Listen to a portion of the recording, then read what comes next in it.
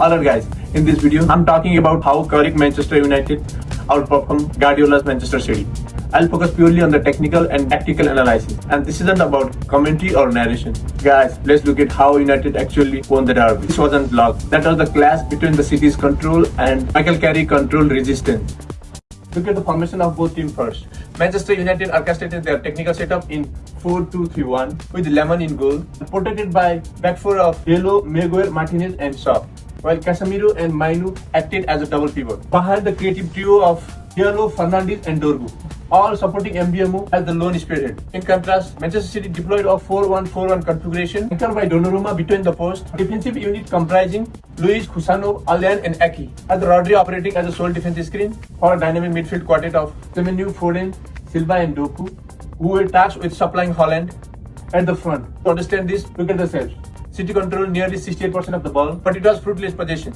Guys, look at the screen. Manchester United set up in a 4-2-3-1 formation, completely moving away from the past rigid system. City countered with a fluid 4-1-4-1 that shifted as they moved up the pitch. The moment United got the ball, they exploded into a lethal 4-2-4 counter set to punish City's high line. City started by trying to monopolize the ball, using a 3-2-4-1 build-up.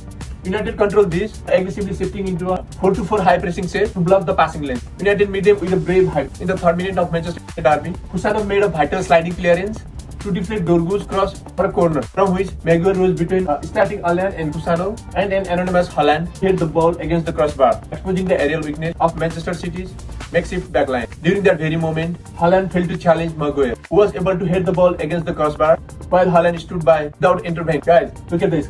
City debutant Allan is already under pressure, having to poke away Diallo dangerous cross. The intent was clear from minute 1. It flew from out of the trap, while City struggled to find their rhythm in the 3-2-4-1. As City shadow, United drops into a disciplined 4-4-2 defensive set. But what's the positioning? They form a defensive triangle around Rodri. Guys, check this out. With the two strikers blocking the front lanes and a midfielder backing them up, Rodri is trapped in a cage. Guys, look at Rodri. He's trying to intercept the passing lane between Casemiro and two advanced options, but this is the trap. Fernandes and MBMO are screening him. If Rodri steps forward, Casemiro is free. If he stays central, the forward lanes are blocked. Rodri looks active, but he actually bucks it. By sitting in this cover shadow, they essentially delete City's engine room, and this forced City into a wide, dead-end passes. Haaland was effectively starved of service and became a bystander as Manchester City's midfielder struggled to find him. And the isolation was compounded by Martinez and Maguire, who strictly marked him, cut off all passing lanes, rendering the striker completely anonymous. Look at here.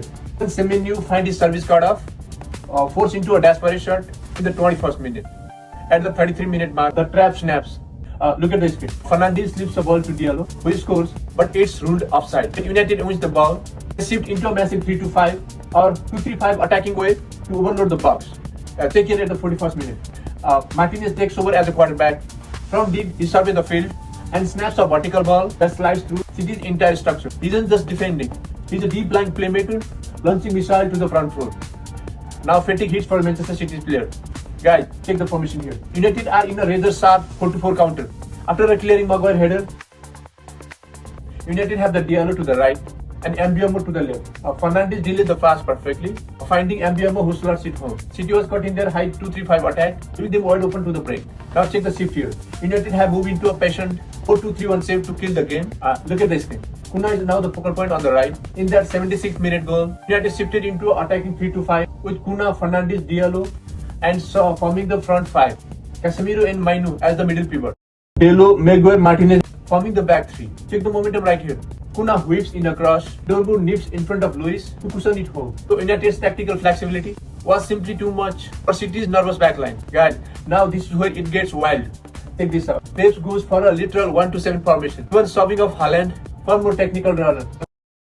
Now City have Aki as the lone one at the back, while 7 players swarms the box. But check how United respond. To win the game against the 1-7, Carrick shift United into a rock solid 5-4-1 low block. Now check here. United are content to let City have the ball, knowing there is no way through. Look right here. At the 92nd minute, Mount almost makes it 3-0 on the break.